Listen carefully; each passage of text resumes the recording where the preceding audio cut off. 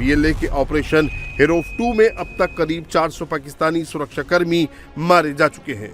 क्वेटा से लेकर नोशकी तक बलूचिस्तान के दर्जन भर से ज्यादा जिलों में इस समय बीएलए पाकिस्तानी फौज पर हावी पड़ रही है।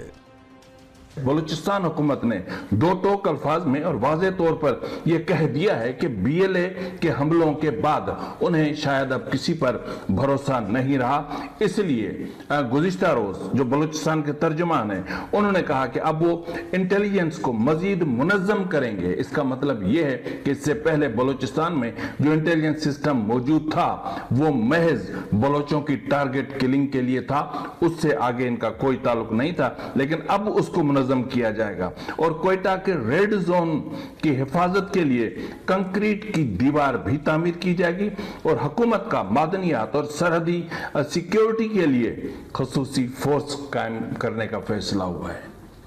सिक्योरिटी के लिए, सरहदों की सिक्योरिटी के लिए। क्या सरहदों की सिक्योरिटी सूबाई मामला कब से हो गया है, ये मैं अभी तक हैरान हूं जब से मैंने ये सुना है।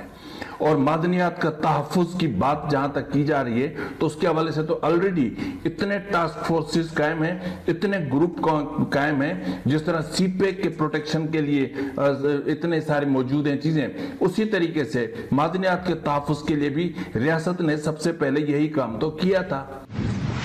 मुनीर को बलूचिस्तान हाथ से फिसलता दिख रहा है। बलूचिस्तान को बचाने के लिए उसने अफगाज़ा मॉडल अपना लिया है।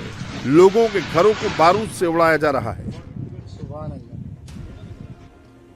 ये नोशकी में बीएलए कमांडर बशीर ज़ेब का घर है, जिसे मुनीर के इशारे पर जमींदोज कर दिया गया। 80 सीसी की मोटरसाइकिल से घूमने वाला बशीर ज़ेब पूरा बलूचिस्तान अपने इशारों पर चला रहा है। जिस जमीन पर बशीर बलोच कदम रख देता है, जिस तरफ इसकी बाइक घूम जाती है, मुनीर की रेजिमेंट गायब हो जाती है। मुनीर की फौज बशीर का कुछ नहीं कर पाई तो उसके पुश्तैनी घर को ही तोड़ दिया। मुनीर की सेना विद्रोह को कुचलने के लिए इस समय पूरे बलूचिस्तान में जमकर बर्बरता कर रही है। गांव के गांव, बस्ती की बस्ती जलाई जा रही है। मुनीर की आर्मी इस समय बलूचिस्तान में टैंक के साथ घूम रही है। टैंक तभी निकाले जाते हैं जब सेना दुश्मन मुल्क के साथ जंग लड़ती है, लेकिन यहां मुनीर ने बलूचिस्तान को ही दुश्मन मुल्क मान लिया है।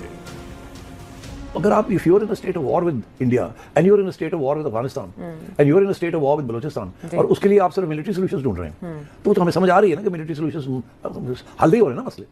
क्या आपका ख्याल है टेररिज्म कम हो गई है? हमें हर रोज बताया जाता है कि जी इतने लोग मार दिए, उनके इतने लोग मार दिए, और फिर भी वो आ रहे हैं। तो आई थिंक थोड़ी बहुत नेशनल सिक्योरिटी एस्टैब्लिशमेंट को रीथिंक करना पड़ेगा। कोई पॉलिटिकल की इनिशिएटिव्स भी हमें कोई नजर आने चाहिए ताकि कुछ प्रोग्रेस हो। अब डेडलॉक है विद द काबुल गवर्नमेंट, बिल्कुल डेडलॉक है। अब वो आप कहते हैं जी कि वो नहीं हमारी बात सुनते।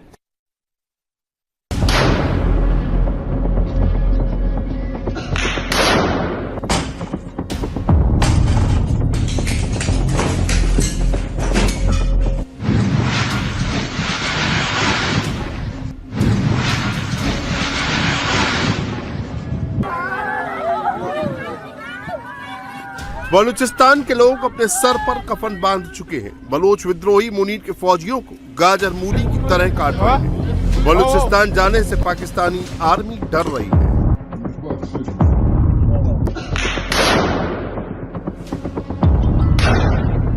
It was a simple and clear message to China and Pakistan to withdraw immediately from Balochistan. This warning to China and Pakistan was also given by our leader, General Aslam Baloch, but China failed to pay heed. We once again make it clear that Gwadar and the rest of Balochistan belong to Baloch. China, you came here without our consent, supported our enemies, helped Pakistani military in wiping our villages, but now it's our turn.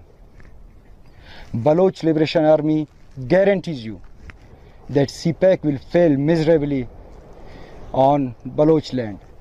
President Xi Jinping, you still have time to quit Balochistan, or you will witness a retaliation from Baloch sons and daughters that you will never forget.